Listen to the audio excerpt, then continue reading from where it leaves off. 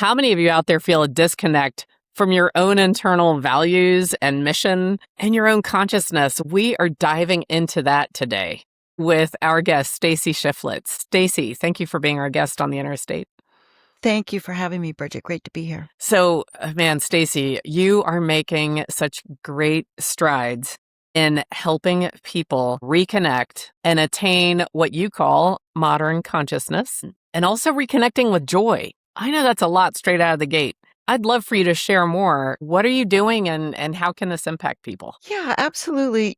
Joy is something that I have really grabbed onto, and the framework for that, as far as the terminology treasure map to joy, came to me working with triggers, right? Our emotional triggers. And I started defining them as waypoints on our treasure map to joy, because as we overcome those, we bring ourselves closer to joy and internal peace, which quite frankly, I think is our greatest personal asset. So for me, I think most people think joy is an emotion, and I really believe we have a relationship with joy. And it's not really how joyful are you, it's how do you relate to joy. Tell me more about that. So in my relationship with joy, is it something, because it's a relationship, does that mean that I can nurture it or I can enhance it? Tell me a little bit more about what you mean by that. Yes, absolutely. And another thing is, I believe that how we relate to joy also reflects to how we relate to life in general, right? How we handle stress, how we navigate uncertainty, and those sorts of things. And I think joy makes that pattern very visible. And I've got this theory that I'm working on, and I have a few notes here because it's one that's pretty fresh for me. And I see that there are 5 orientations to joy. One is not necessarily better than the other one, but they all reflect a life pattern. They reflect strengths. And there's always a shadow side, which is really interesting to me. Mm-hmm. And, sort of what kind of question you ask yourself about it, like what parts of yourself might you be overlooking, for example, because you tend to just be joyful all the time. We would think that would be the ideal state, to be internally rooted to joy. And it is a great place to be. That means that joy is available to us even when life is difficult. There are a lot of strengths to that. But the shadow with that, oddly enough, is that we might overlook our own capacity to deal with life, or just overlook our own needs because we stay in this joyful state, right? It's almost a false state, if you will. And there are a few more patterns and orientations that I have noted. Well, it's funny, as you mentioned that, Stacie, it makes me think of comedians and how often some of the most successful, most well-known comedians actually have had significant struggles with depression and darkness, I'll just say. So is it similar to that? Because they appear to be happy and laughing all the time, and yet oftentimes it's a mismatch with what's really happening. Is that part of that relation? I think it could be part of it. I think with the people that we see in the public eye, often, it's a mask or it's a character that they are portraying. Right. And I think I know like some of the comedians that you're talking to about, because some of them were very much loved. We never really know what's going on behind closed doors. And it's difficult to say if they were feigning being joyful. I don't think they're necessarily feigning being joyful. Right. I think it's a persona they present. But to that end, a lot of us present that persona that we're fine even when things are not fine. When we're not. And That's it's right. kind of, when do you draw that line, and when do you find your voice, and when do you realign back to your values and what's most important to you? And I think that's part of, as I'm learning more about what you do with modern consciousness and joy, it's not so much what the outsiders are perceiving. It's how you are connecting with your own self and what you're seeing in terms of your own true feeling. Like alignment is important for you, right? It is. It's very, very important. I think there are 2 things that are really important. One is understanding really how you're experiencing your current life. And we overlook that so often. We measure so many things, right? We look at our bank balance and we get the oil changed in the car and we check our financials, but we never look at anything holistically and the pattern that it's creating in our lives. And what I find happens with many, many people is that the momentum of their lives, what's carrying them forward, starts to become their activities. It's the schedules, and they end up just keeping up. Things keep getting piled onto those schedules, often with very good intentions, but with a lack of understanding how it is truly impacting every area of your life. Right. So I think that is a very, very important place to start any personal development, clearly before you make any decision, right? I think it's very important to understand where you are in each domain of your life, as well as the overall theme in your life, right? What you're experiencing. And the second thing that I think is so important is also to sit down and understand your aspirations in those same areas, all of those same rich dimensions of life. What do you, and I don't put it in terms of external achievements. I ask my clients to view it in terms of how do they want to feel? What experience, for example, do they want to be having with their career? Nobody wants to feel frustrated every single day when they get up and go to work, right? That's not a recipe for success. That starts spilling out into the other areas of your life. How do you want to feel in your relationships? It's more, what is your internal temperature on those things? Because that is what defines for us what we want to work toward creating in our life, is more of that.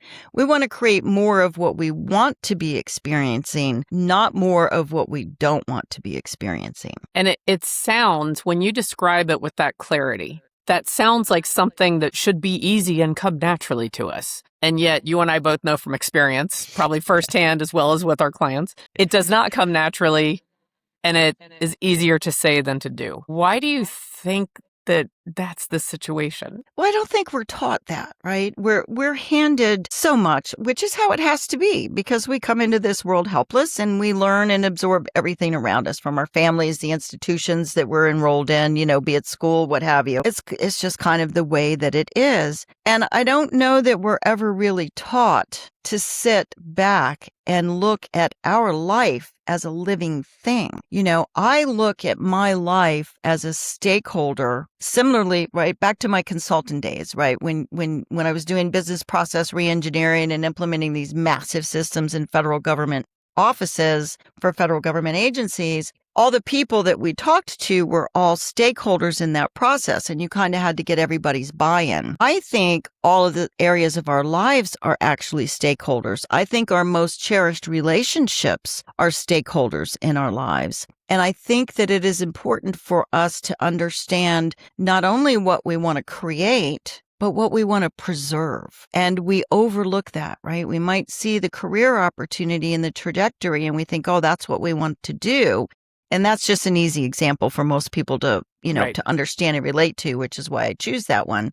But we often overlook what it does to the rest of our life. And if the people that you are in closest relationship with are on that train with you and they're in alignment with you and everybody's pulling for the same direction, right? If we say, okay, we know it's going to be a tough 3 years, but this is where we want to be at the end of those 3 years, and you work together with that understanding, you create a much better outcome. That makes sense. Now, and I don't want to sidetrack, but there's the opposite of that, where you may feel connection, see opportunity, and have the desire to pursue it, and your immediate inner circle is not on the train.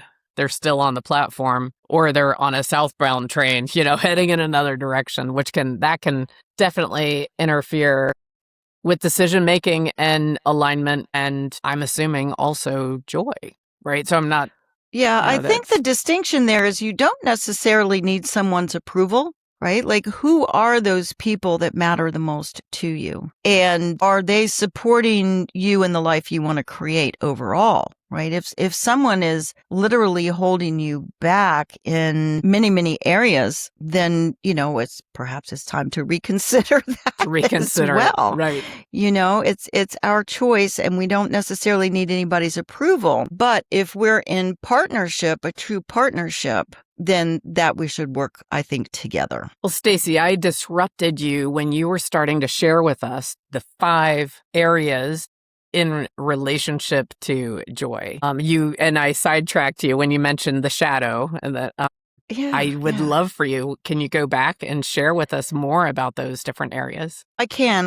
The first one, as I mentioned, is that it's internally rooted, which means that joy is available even when life is difficult. And the pattern there really is that I can remain connected to myself regardless of circumstances. It doesn't mean we don't grieve. It doesn't mean we don't get upset, but it means that we know that joy is there as a foundation of our life, and that we can return to joy and we can return to gratitude even in difficult times, and that we can nurture ourselves through those difficult times. Then there's conditionally rooted joy, and that is when joy becomes available to you when some internal condition is resolved. So these people with this orientation can't really experience joy unless they have internal clarity before they fully engage with it. So the question to ask those people, not those people, but the people that have that orientation really is, can you coexist with joy and uncertainty at the same time?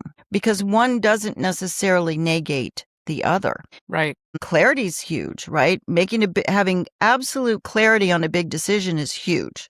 For example, a divorce, right? Which is something that I've been through, and it was a very hard decision to make. However, having clarity on the decision created a whole lot of uncertainty that I had to work through, right? And there are other major life decisions that also have that same outcome. Externally oriented joy is really when it's influenced by everything around you, right? It is influenced by your environment and your relationship. And while those people have a lot of empathy and relational intelligence, there's a lot of good things here, connection and awareness of others. The shadow side for that is that any external turbulence affects their ability to actually experience and relate to joy. So you want to be aware of how much your inner experience is being shaped by your environment. We're responsible for ourselves. We take ourselves everywhere we go. Yep. And that really is the only constant. We are the only constant in our lives. It is our longest lasting relationship.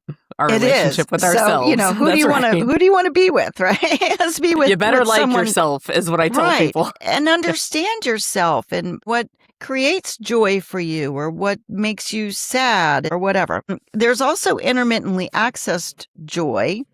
And I think a lot of people end up in this area because joy is fleeting. Something happens, we feel joyful, and then it's right back to the grind, right? We don't really take the time to stop and celebrate. The attention moves quickly to what's next. And while these people are very organized and productive and responsive, they tend to move through life from this theory that I'm working on here, right? And instead of fully experience them, they manage them. Right. So the question to ask yourself there is, how often do you stay with a meaningful moment when it arrives? And we need to celebrate those moments. And the last one of the 5 orientations is deferred joy. And a lot of people do that too. I will enjoy life when, right? When XYZ, fill in the blank. Yes. And the strengths of this orientation are these people have a lot of commitment and perseverance and reliability, and they're very responsible. But there's always another reason to postpone joy, right? We always have to get to the next milestone before we allow ourselves to really, truly experience it. And the odd thing is that there is no best orientation. Even the internally rooted joy, which you would think everyone would strive for, has a shadow side of false joy, because you tend to, I'm the happy person, so I'm just going to stay happy. Right.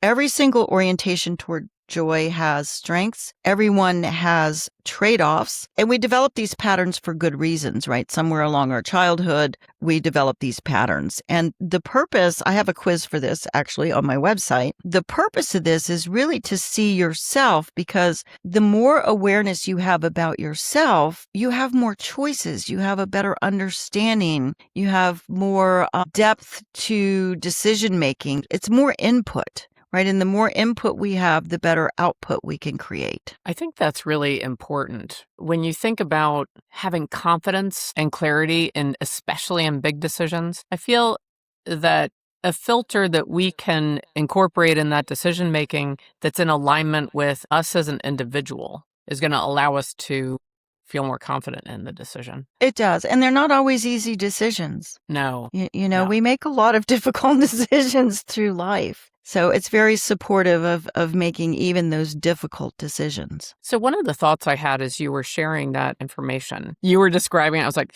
oh, that's me. That's me. That's me. That's me. Okay. So is our relationship with joy and our orientation with joy, is it something that is always the same, or can it be different at different stages and phases of our life? I think that it evolves, right? Mhm. And I think that we can also nurture it and evolve it and create more joy in our life. But if we're not it's just like with anything else, right? If we don't understand more than what we see right here, with the blinders on, this is our personal worldview. So the more we expand our worldview, it opens our understanding and awareness and allows us to be more conscious and intentional about our choices. And those choices can be as simple as how we react to something, Right. how we communicate with people. A lot of people don't stop and think about what they're saying and how that impacts the other person. I'll give you an example, just a brief example. I know someone that suddenly lost a very, very dear pet, and she has purebred dogs and she has adopted dogs from the shelter. So she has decided she wanted a specific breed. They're all a specific breed of dog or mixed breed of that breed.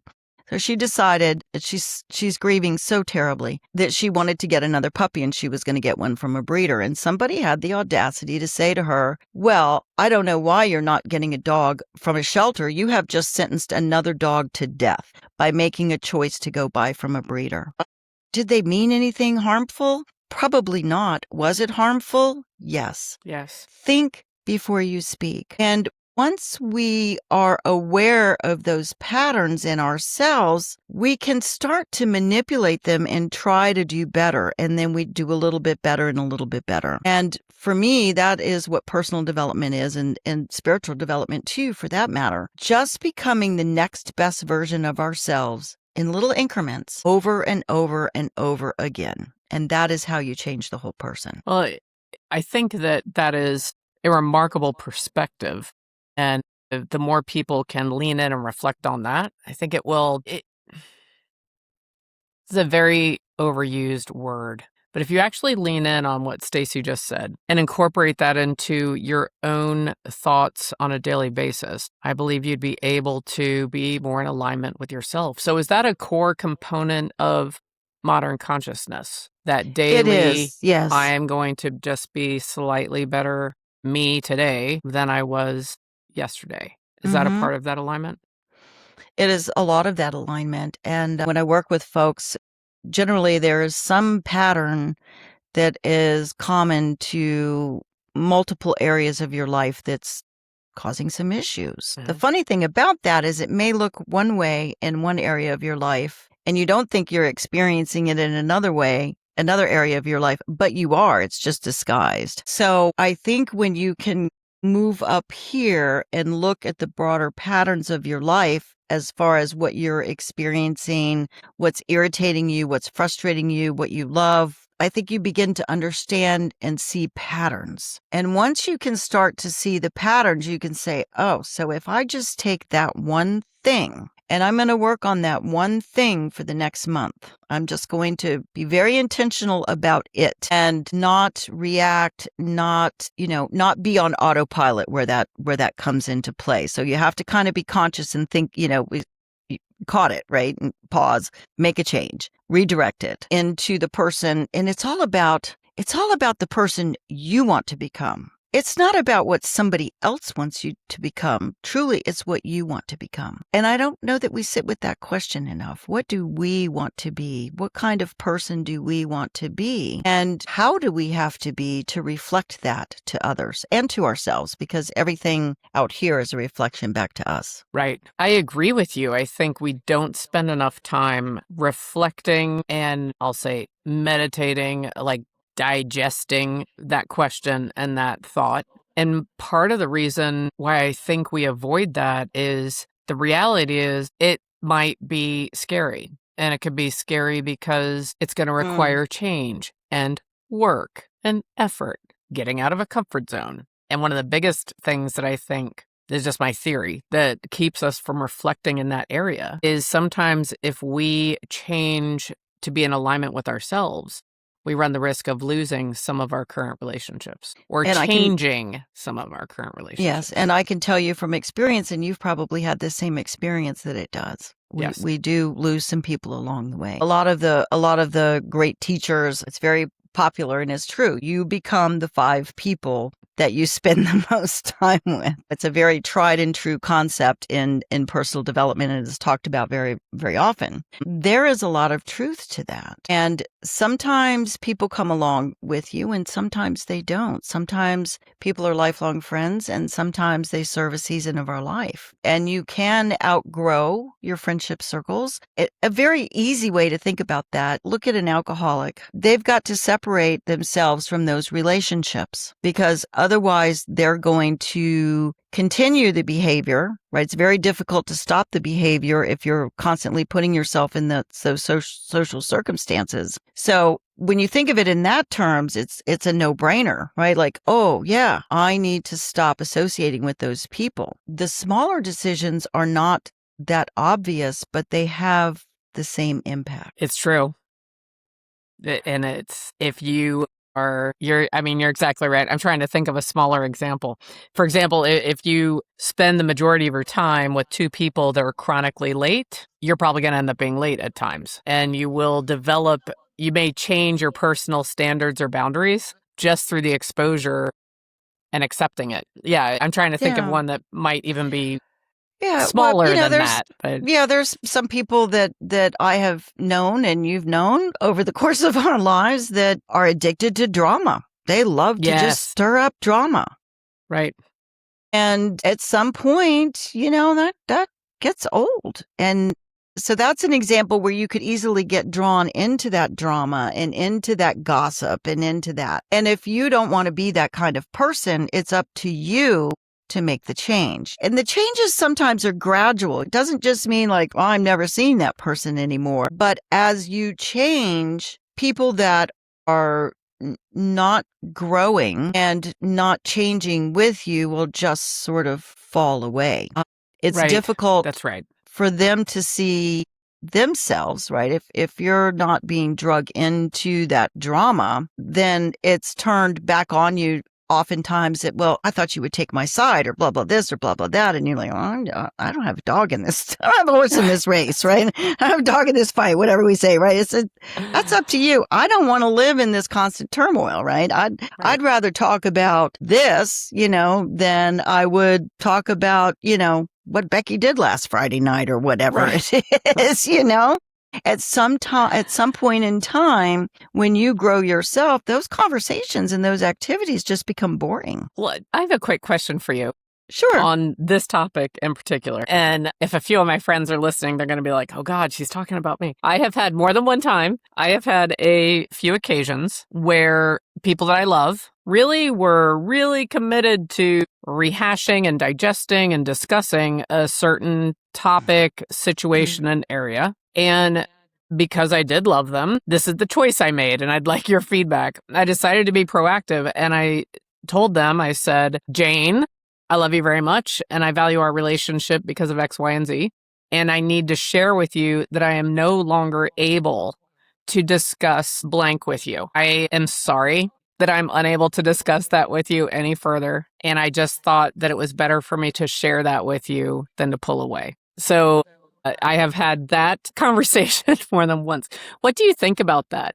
What do you think if it's a valued relationship, just being, I'm known for being direct, so maybe, and that was a pretty close retelling of how to do it. What are your thoughts on that? I had someone that was a friend at one time that was in a relationship and just complained about it all the time. And she used to stop by and talk about it, and you try to support her. And that's right. And, and I finally looked at her one day and said, hey, we're not doing this anymore.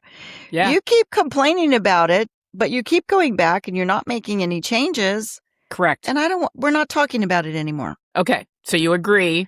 I wholeheartedly agree.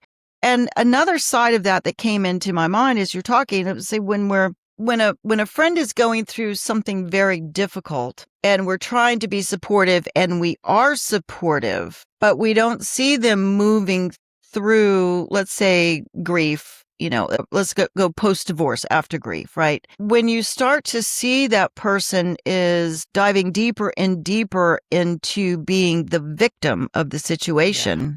Right. Instead, we're all a participant. None of us are perfect. But when your story becomes, I am the victim of this circumstance, you have given away all of your control. That's right. You have no ability at that point to influence because you're blaming others. The other isn't going to change. The only one that can change is you. So, yes, I get what you're saying, Bridget, and I've said it myself. Okay, good. And by the way, I should add in there, again, this wasn't like fresh out of the gate, a friend coming to me for comfort. This had been after and I think I've got a pretty high threshold. So it had been an extended situation the few times that has occurred. And same situation most of the times they have come back and said, thank you so much. That just like sort of was the snap of the fingers that shifted how they were thinking. Was it overnight? No, but it was something that was allowed them to progress.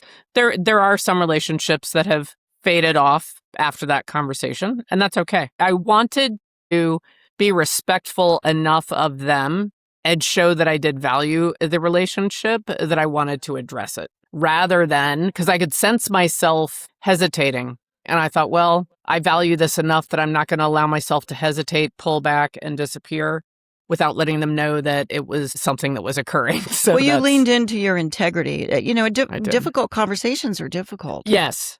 And to your point, if it's a relationship that is not meaningful, then why bother? But if it is a meaningful relationship and someone that you do love and care about, sometimes those difficult conversations are necessary. So I'm very curious about the treasure map to joy. So I just assume that someone out there listening to us, maybe they would have given up by now, Stacie, but someone maybe out there listening to us that's like, they're assuming that joy is within everyone.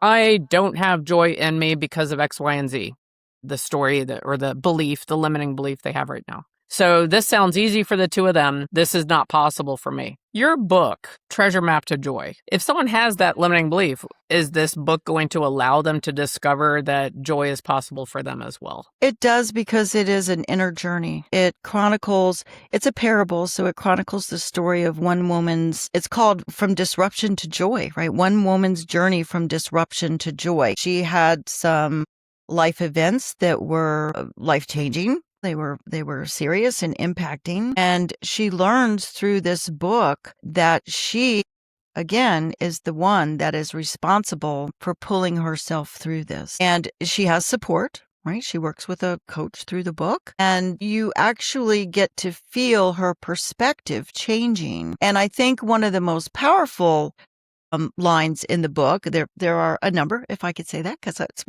my book. I'll allow it. Yeah, one of them, when she was working through something, and it dawned on her for the first time, wow, I might actually be contributing to this negative thing that she's experiencing. She was invited to look to see what was she contributing to that situation. And we contribute to every situation. Yes. So licking your wounds is one thing, and we all do that. And we mourn and process grief in different ways. And there's no right timeline per se, but I think the end goal is to move forward. And who would you rather be with? Do you want to live within the confines of a miserable mindset and unhappiness? And trust me, I've been there. I lost my first son. I've been there. I know what it's like to be living in hell. Do you want to stay there, or do you want to figure out how to move forward just a little bit at a time? And a little bit at a time creates momentum over time. Right. It's that situation where it's gradually, then suddenly, where you notice after the time, the incremental small steps have become something noteworthy. Mm-hmm. It's the most amazing thing, and I've experienced this myself. So it's the most amazing thing when you're in a situation and something happens and, there's a reaction and you're a participant in the situation, or you have a thought even that runs through your head and you go, that was me. That was me that just had that thought. That was me that just reacted that way. Right. And you're just so proud of yourself, right? I've got goosebumps telling you, like, it's not the me that was you 3 months ago before you started working on this. It's the new you. And that's why I like to do things incrementally. Pick a pattern, pick a habit. Let's work on it, work on it, work on it. We can't do 300 things at once. That's a recipe for disaster. So pick something that will positively impact most of your life, right? More areas of your life. It'll broadly influence other areas of your life. Pick that thing, and it's a matter of creating a new mental habit. Just like any other habit, right? They say it takes 30 days or something to create a new habit. Yeah, it depends.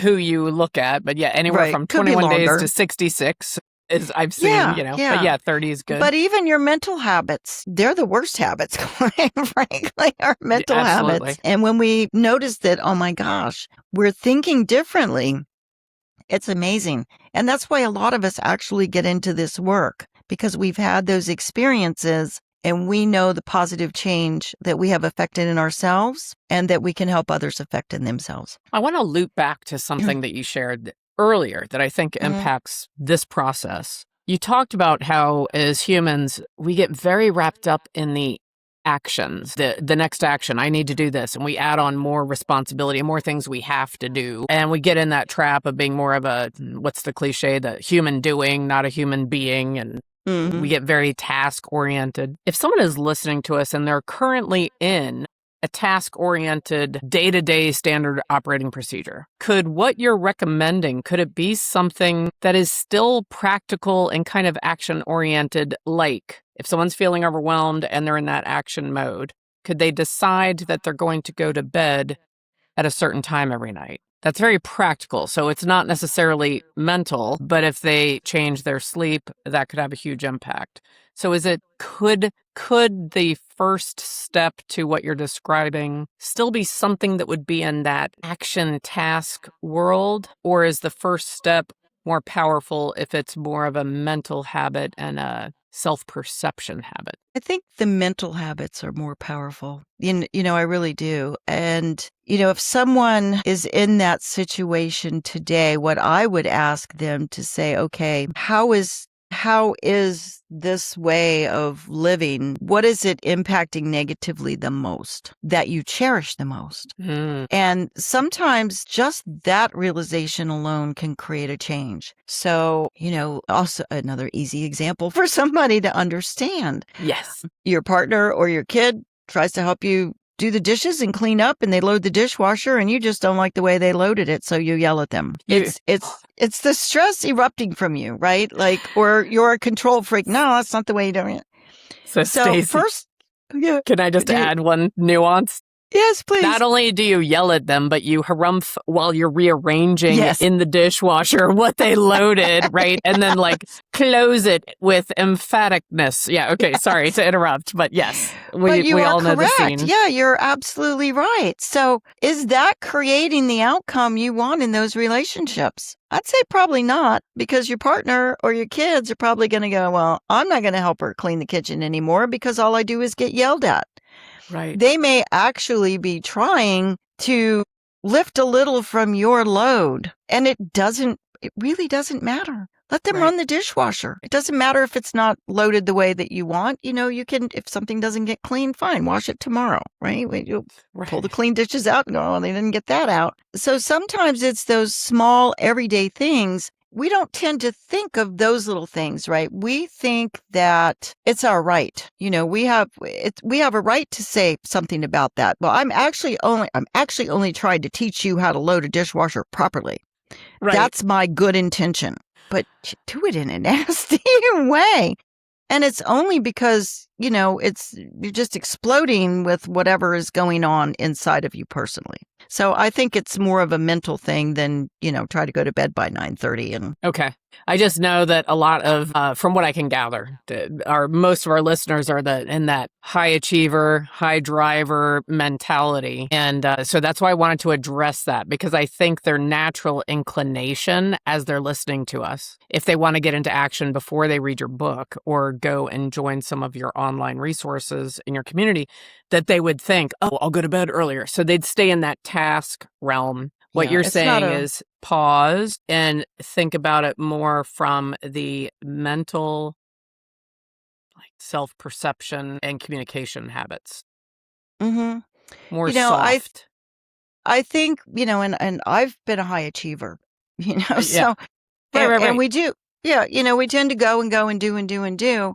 And if you are finding yourself asking the question and probably not out loud because you feel guilty about asking it because you have so many luxuries in your life and you have the great job and you have this and you have that, when you start hearing that voice in your head go, oh my God, is this it? Is this all there is? Something's out of alignment. And it's really better to try to figure that out sooner rather than later, because if you don't figure it out, it compounds, right? We can compound good things. We can compound negative things, and it grows and it grows and it grows until there is some sort of crisis or explosion because the energy just doesn't have anywhere else to go.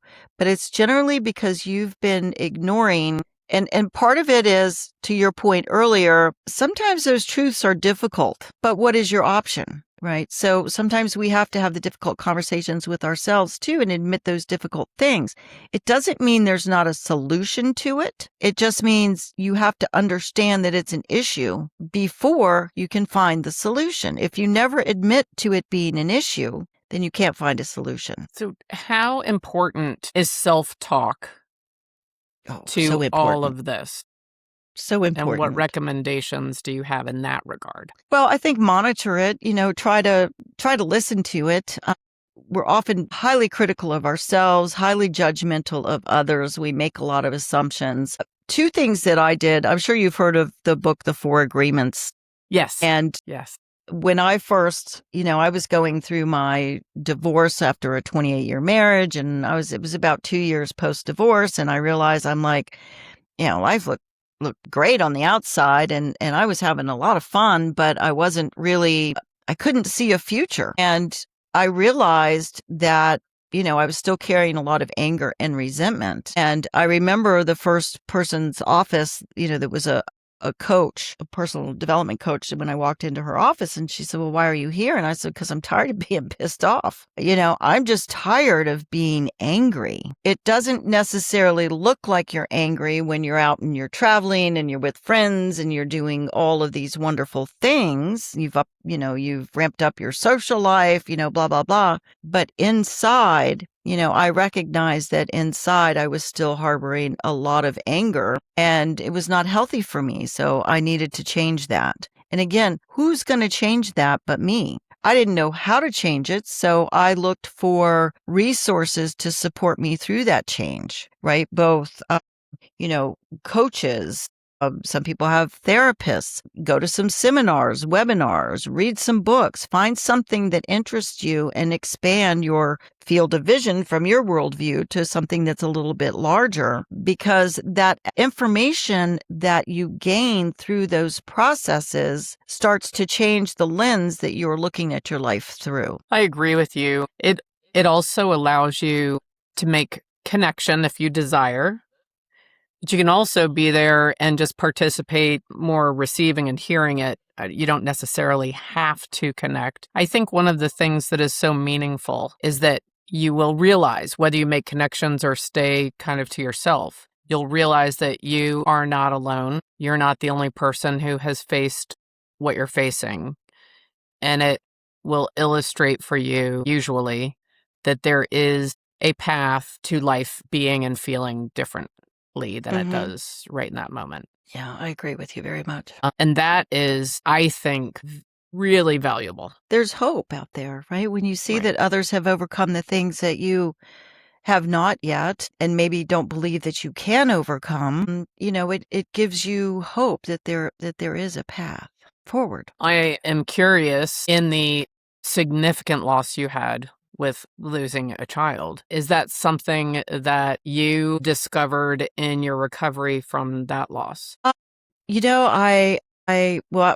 I was married at the time, and I had the support of my now ex-husband and my parents and his family. People were supportive. My doctors suggested that I go to a group grief therapy session, right, with parents that had lost children for all sorts of reasons. Now, I was not, I had not done all this personal development work at that time. I was in a living hell. There's Right. there's no other way to define the experience of losing a child for me. And so in this group, there was a gentleman that stood up and spoke. His wife was not with him, and people had lost their children for all kinds of reasons at all kinds of ages. So his wife, it had been 5 years since their child had died, and she still could not leave the house to go to the grocery store. And I understood that because I didn't want to leave my house either.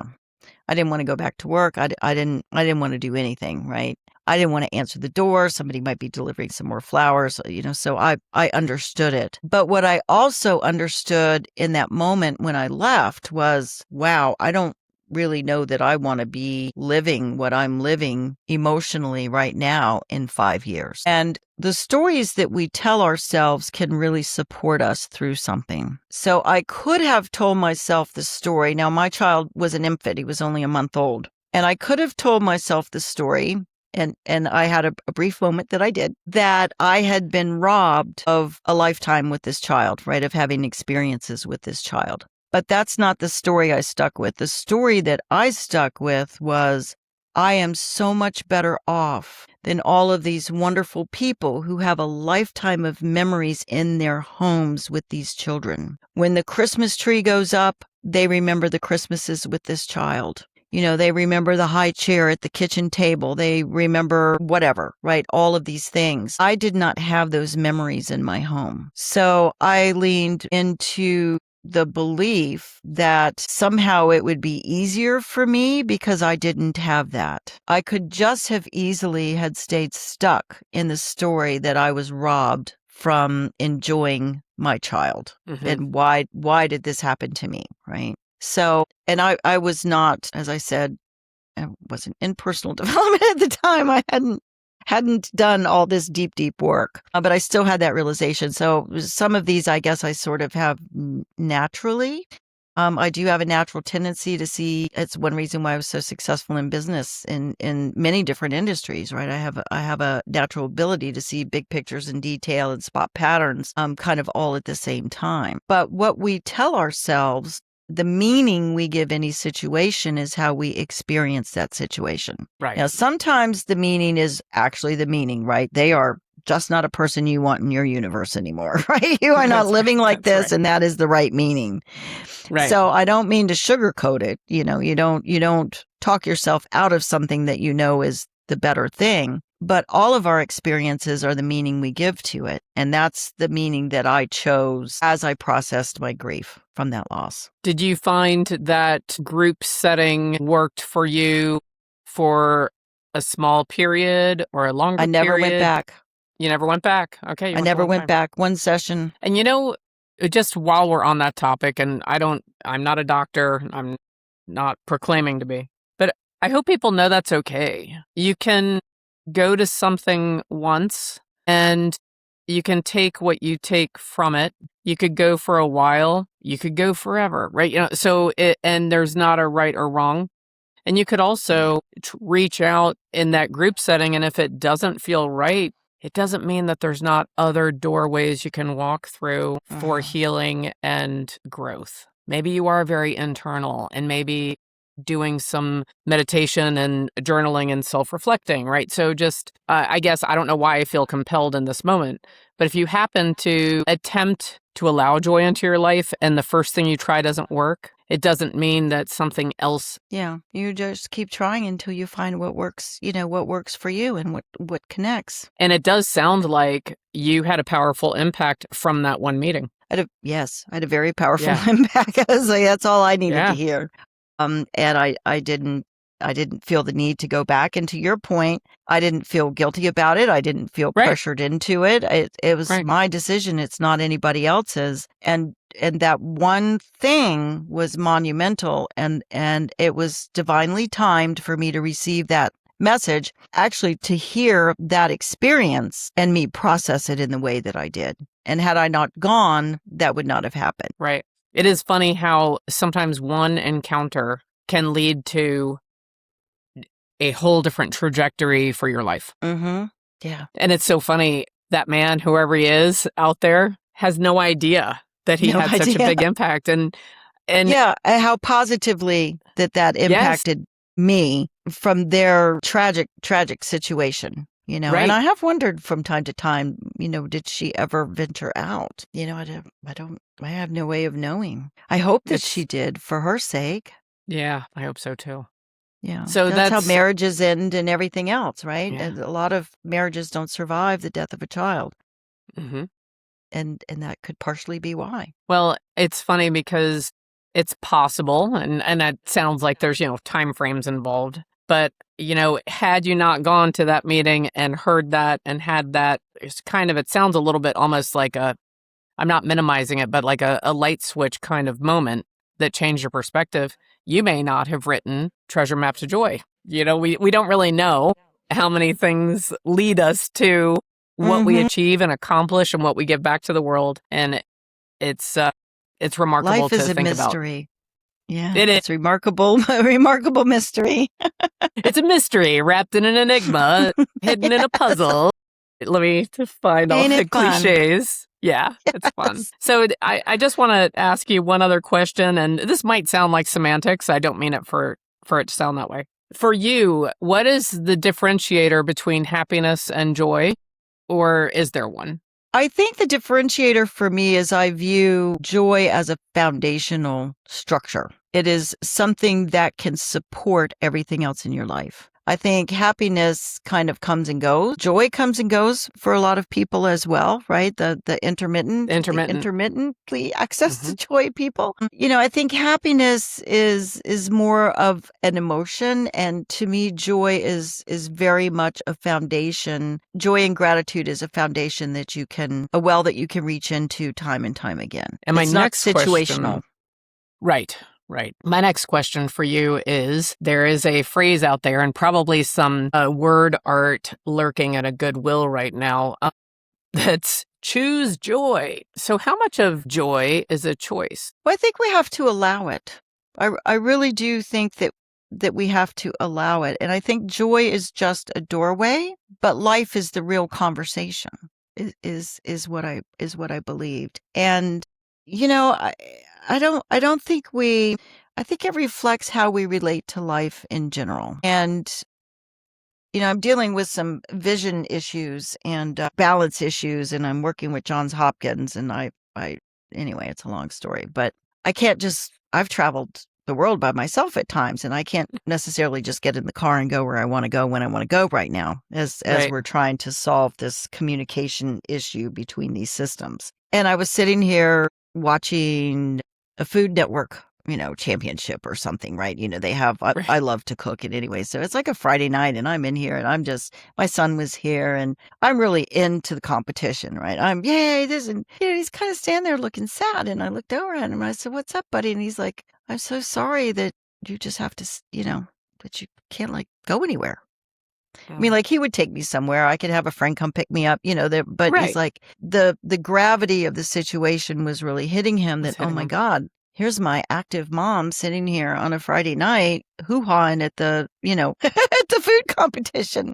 And I think that's where joy comes in. I was fully present at that moment, watching something that I enjoy watching, And I wasn't ruminating on life or, oh my God, I can't believe I'm sitting here in the house. So that's what I mean about being present with joy, that it can overcome and overshadow some of the other things. It doesn't mean that I haven't had moments where I've had some grief or gone, oh my God, I don't know that they're going to find a solution to this. And I don't know that they are. But I still know that I can lean into joy in other areas of my life and in other ways. Even with my vision, I have vision. I can see you. I can work at my computer. There's a lot of things that I can do that other people cannot.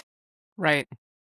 I had an appointment with one of the doctors at Johns Hopkins earlier this week, and I kind of said to her, I said, I don't, this is kind of, I really would like to find a solution to this. But I said to her, you almost feel bad because I know that a lot of the other kids that come in here, because some of it's congenital and so on and so forth for people that are so much worse off than I am. And I am grateful that I am not in that position. Does that mean that this is not significantly impacting my life? Right. No, it's significantly impacting my life. Right.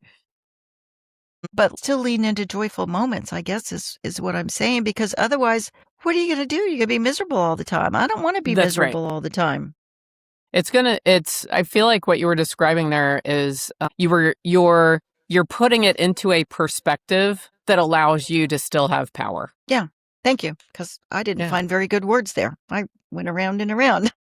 But it's still finding my power. I love that. Yes. Yeah. So I'm glad that you're going to Johns Hopkins. On a coincidental side note, that's where my mother had a cornea transplant several years ago that's been very successful and had a good for her. Big impact for her. So I was there with her, and I just really love the team that operates, and I'm assuming you're probably in a similar or adjacent group, but that their eye and vision care at Johns Hopkins. I'm actually in their neuro-ophthalmology. Yeah, they are a world-class operation. The really doctors in Florida were finally like, well, we can't do anything for you. And I said, well, what am I supposed to do? And they're like, I don't know. So I said, okay, well, I'll figure it out. I've figured other things out. I'll figure this out. And I'm the one that referred myself into Johns Hopkins.